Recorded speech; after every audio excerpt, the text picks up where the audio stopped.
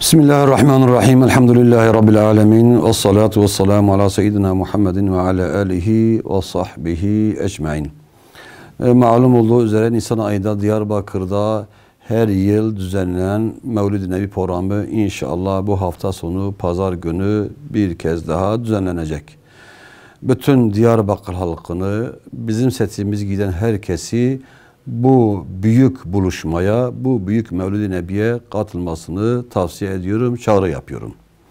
Bununla beraber biz İttihad-ül Ulema olarak bu hafta sonu 2 tane özel program icra edeceğiz. Ayın 27'sinde Cumartesi günü sadece davetlere özel icra edeceğimiz 2 programdan kısaca bahsetmek istiyorum. Birincisi, yüzyıllardır medrese geleneğinden var olan icaze merasimi.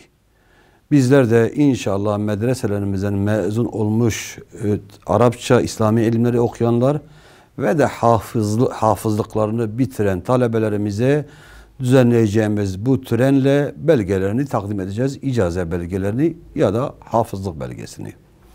Bu icaze törenine uluslararası manada önemli ulemanın da katılımı olacak. Aynı zamanda şehrimizden, bölgemizden davet edeceğimiz meşayihler, alimler, müderrisler inşallah katılacaklar. İkinci programımız ise öğleden sonraki oturumunda Aksa Tufanı ve Ulemanın Mesuliyeti başlığı altında Aksa Tufanı bütün yönleriyle ve ulemanın alması gereken mesuliyet konuşulacak. Bu toplantıda Doktor Nevaf Tekruri gibi Filistin Alimler Birliği Başkanı, Dünya Alimler Birliği Başkanı ve önemli ulemanın katılım sağlayacağı bir toplantı olacak. Biz bu toplantıyla amacımız, gayemiz Kudüs'e, Filistin'e, Gazze'ye bir nebze olsak da destek olmak ve bu konuda ulemayı, toplumları, halkları harekete geçirmektir.